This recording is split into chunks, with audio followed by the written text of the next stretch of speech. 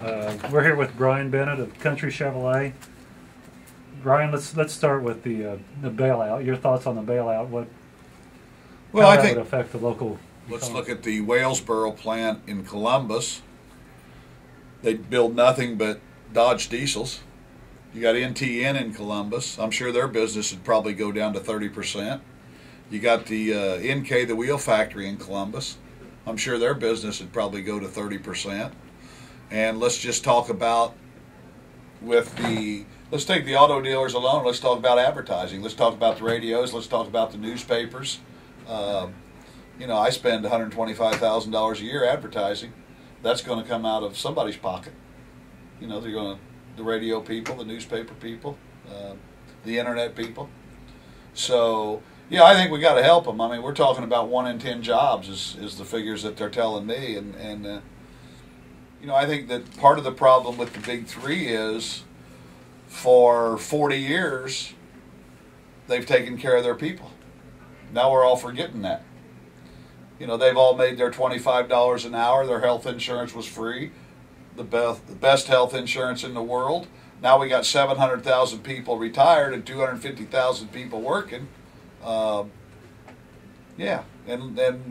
now everybody's mad at them. Take those 700,000 people that made $75,000 a year and spent their money in Indiana, Michigan, Kansas.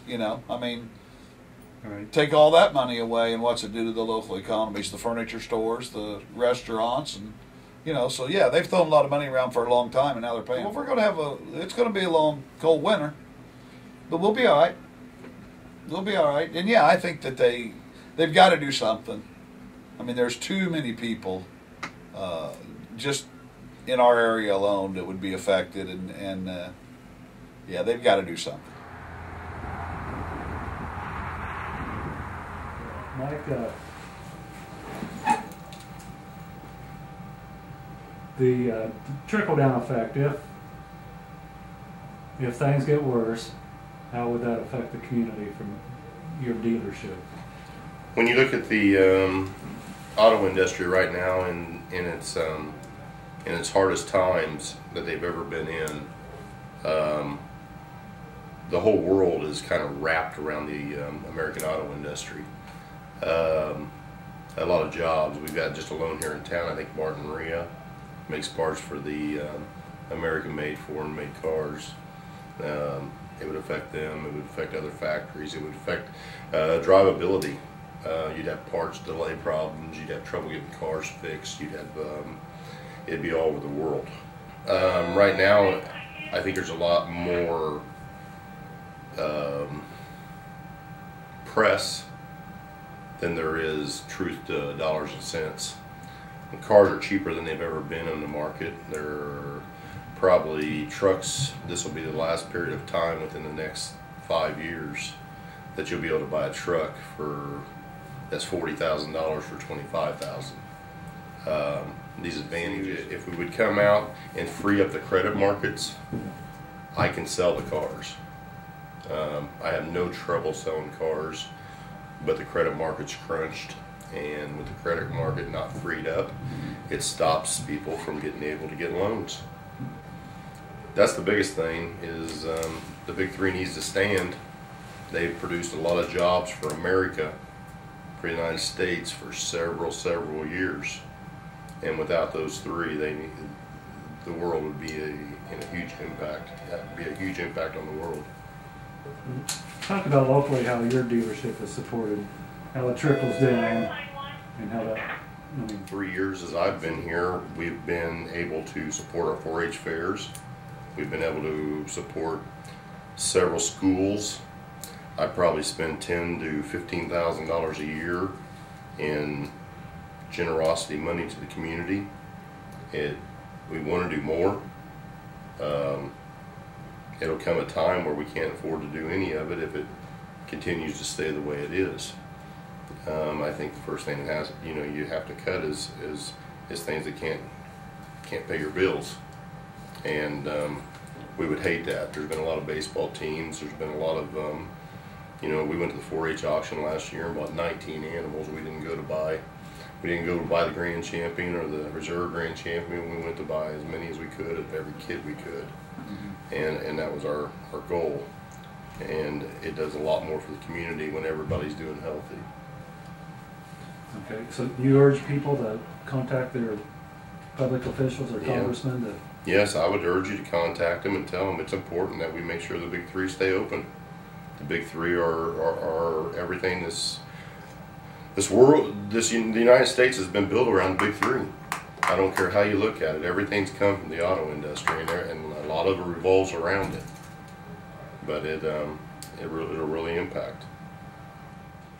But and you know, I mean, our economy, it is strongly driven by the automotive industry, and but we do. I think we do. Even though we don't have the Fortune 500 companies here, I think we got a pretty good balance of automotive and non-automotive suppliers.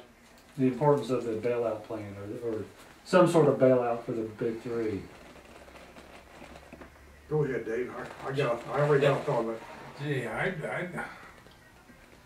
you know, if they've got a plan. I watched some of the hearings with the big three, and the fellows come to us, they didn't have a plan. They come in with their hats in their hand and want money, but they had no plan on how to spend it or what it was going to be used for. If the taxpayer is going to spend the money to bail them out. It's awful difficult to say no when you didn't say no to the banks.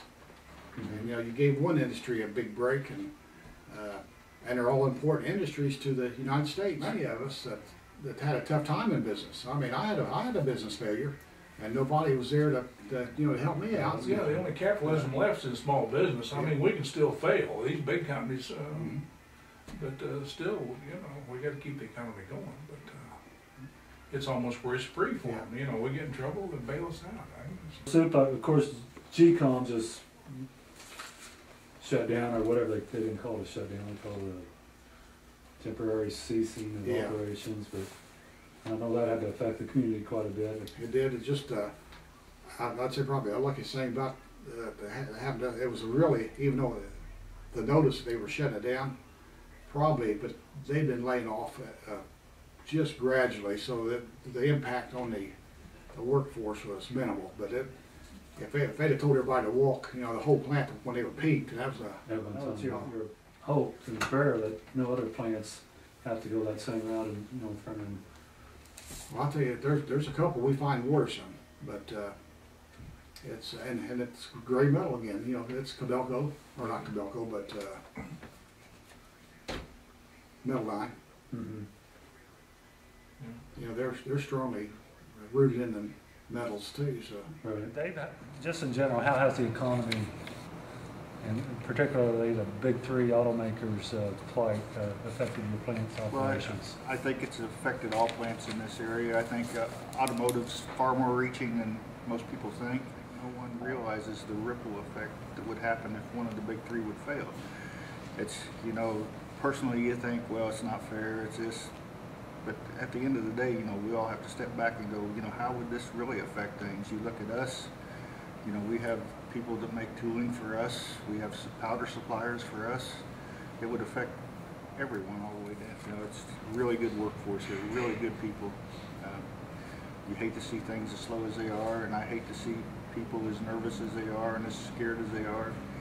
And it's not just this plant, though. I think it's just consumer confidence in general. I think before things can move ahead, that confidence is going to, be brought back into the people. It's right.